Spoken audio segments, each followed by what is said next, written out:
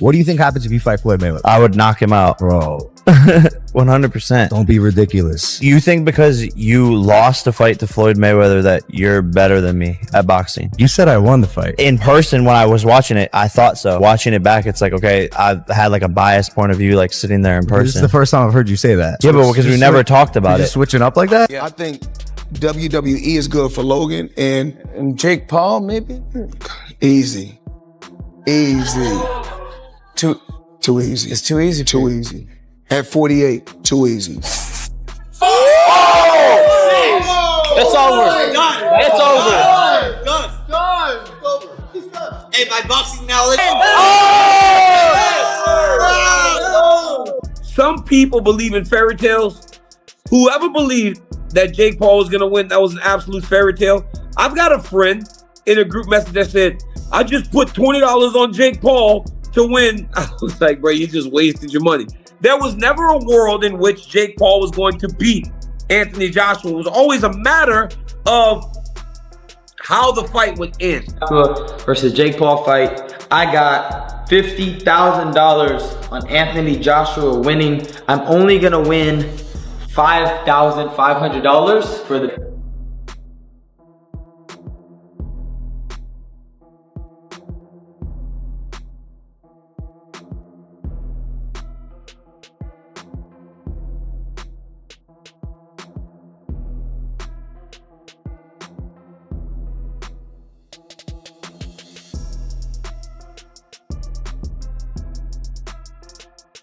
So much holding, but did well, I thought. I mean, I was impressed with him. I mean, I was more impressed with his toughness because I think that last shot would have knocked out most heavyweights. I mean, I know he broke his jaw. Yeah, I know it knocked him out, but he was not unconscious. This is what I decided to do.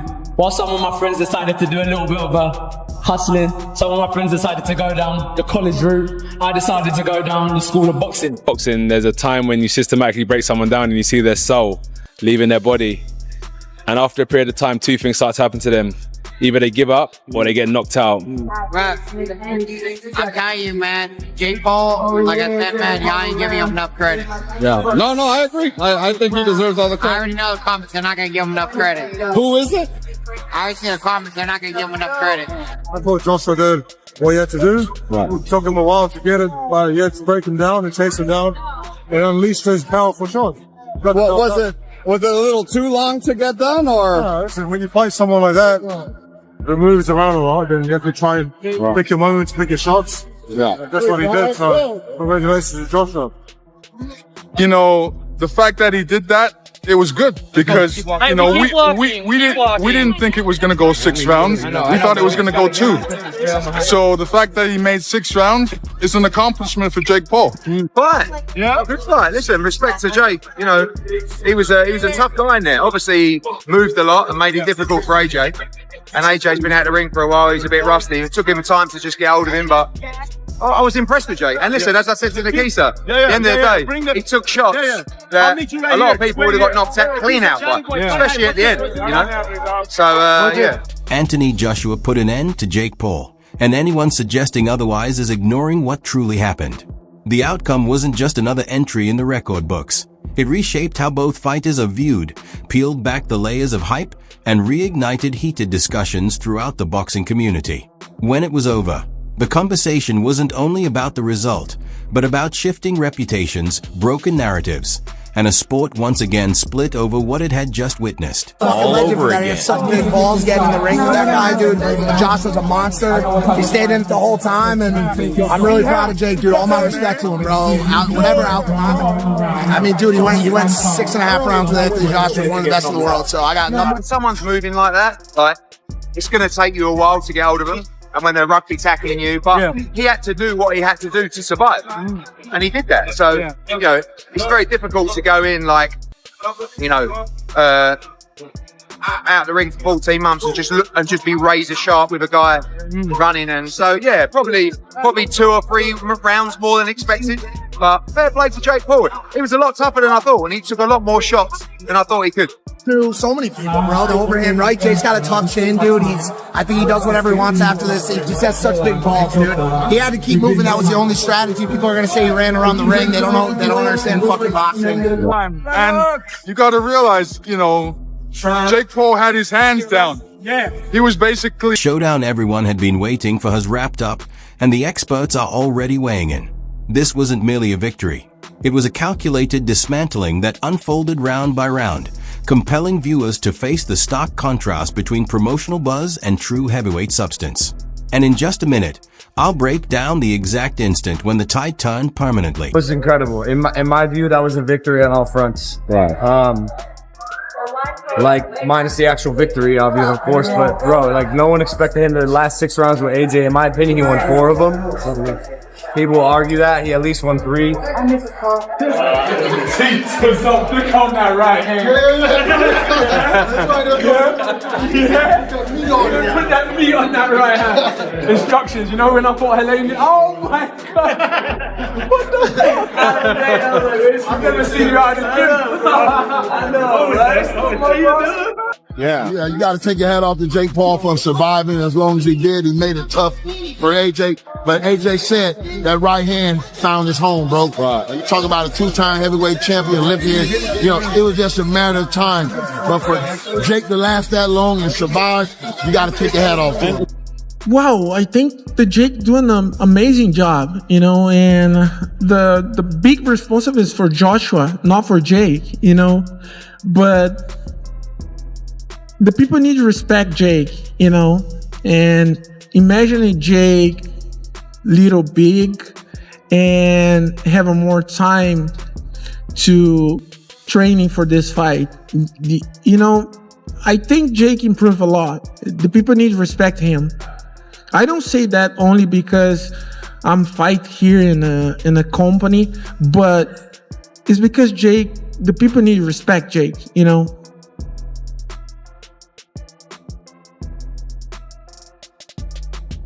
Before the opening bell, Pauli Malignaggi issued a clear warning, mapping out a survival plan rather than a winning formula. He believed Jake's only hope was to manufacture chaos, rapid punches, relentless pressure, and a lucky shot before the pressure overwhelmed him. But that strategy was never truly practical, and Jake didn't fight the way many expected. Jake to fight the way he fought. Right. You know, trying to stay away. You don't know if he's gonna, how long that's gonna last. You know, Joshua has something to say about that. So you don't know, but I'm not shocked. I'm not surprised. Right. Tough, man, and that's what I try to tell people when they try to completely discredit him. You know, Jake Paul is not the face of boxing, and yes, that's disrespectful to the guys that been doing it from the crib. But you can't just throw the baby out with the bathwater, bro. Like, he's been training, and he knows enough in that ring to be able to, you know, protect himself, and he's a tough kid. So, you know, it was a awkward night. You know, AJ couldn't get to grips with him. Obviously, Jake had a really good game plan, moving his feet, lateral movement, slipping and sliding. Obviously, been practicing that a lot in sparring, and you got to give him credit. He came out there and gave it a good go, took his licks like a man, didn't complain. You know, fighting a much bigger, more established, world-class fighter. So that's usually what happened. What was always going to happen. You know, a lot of people thought he would only last 1 round, 2 rounds, but you know, you got to give Jake credit. You know, he went out there and had a solid game plan and was implementing it at times, was landing shots and was avoiding. Jake's only real path was a harsh one. Stand his ground, accept the incoming shots, and answer back with full commitment. The blueprint from the past is clear. Joshua tends to struggle only when an opponent is willing to engage him directly and refuse to give ground. But there's a crucial reason Jake never completely stepped into that do-or-die territory, and that hesitation changed everything.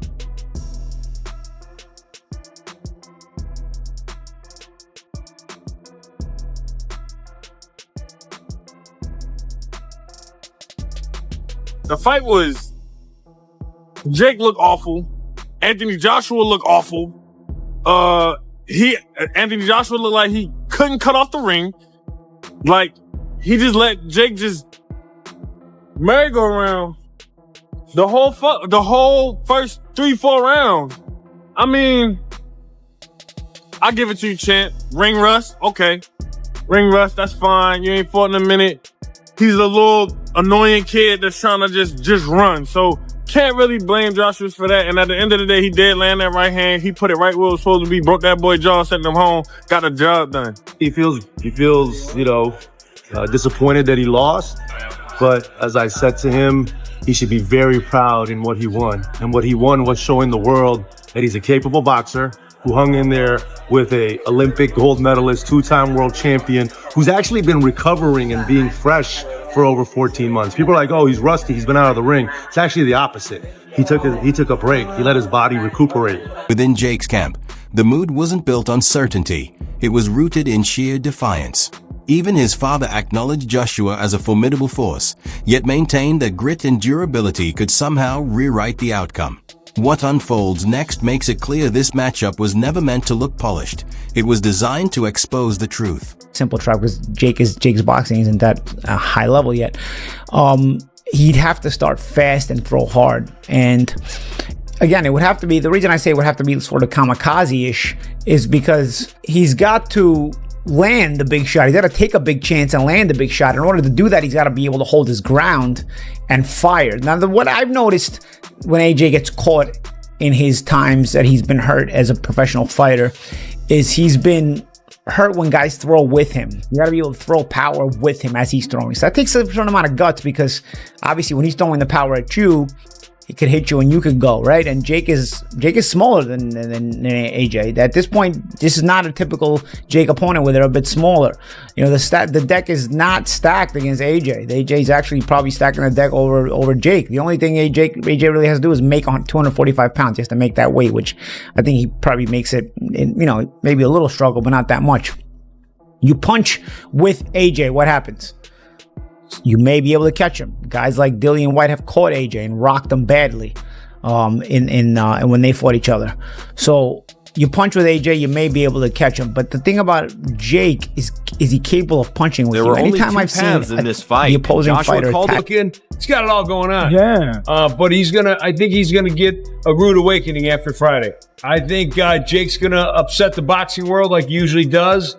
I think he's gonna drop him with a couple body shots and then probably followed up with something to the chin. Look at it the way you'd look at a serious enterprise. No theatrics, no pride-driven risks, no easy routes, only routine and precision. For him, this wasn't about flash or grand moments. It was about demonstrating that when the stakes rise, fundamentals and consistency overpower raw ambition. That Jake can fight, and you know, no matter what happens, here's what's when Jake wins, people are going to say it's fixed no matter what because they're a bunch of fucking losers. Yeah. And if Jake goes 5-6 rounds, then drops him, it's going to be hard for the keyboard warriors to say that it was fixed and all this other bullshit that they always say.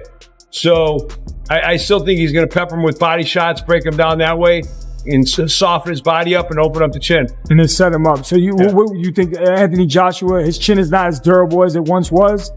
I don't think so. I think, you know, once you get knocked out a couple times, your body learns to instinctively go, fuck, I felt this before, it wasn't good, so I'm going to put myself to rest in the form of self-preservation. He either matches the pace or circles away at top speed.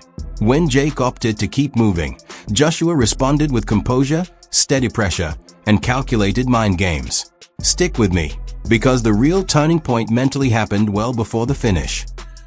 Come full steam ahead 100 miles an hour, or Jake would have moved around the ring at 100 miles an hour. There's two things I would have done. Tried to shut Jake down at 100 miles an hour, or I would have gone on the back foot. So Jake decided to move around the ring, and I decided to put the pressure on. What I could have done better is a lot of things. 100%. In the fight game, you've seen the amazing fighters that have graced us over the last 100 years, and the expectations that we put on ourselves are immense, but I tried my best. Jake done well while it lasted, but if you remember what I said in the interview with Cameron is fighting's not just physical, it's psychological. And when you understand the psychological warfare, I did say to you that, Jake, what's going to happen I'm going to see a time when I'm going to take your soul and you're either going to give up. He even mentioned wanting it to stretch into the 5th or 6th round. The growth was obvious, and denying it doesn't reflect reality. Compared to earlier years, Jake Paul is more composed, tighter defensively, and far more refined in his technique. In a moment, I'll point out the single adjustment that caught even seasoned analysts off guard. The goal was to extend the action long enough to show he truly belongs in the ring. Yet regardless of the result, there was always going to be noise. If Jake had come out on top, critics were ready to dismiss it as staged, no matter what unfolded.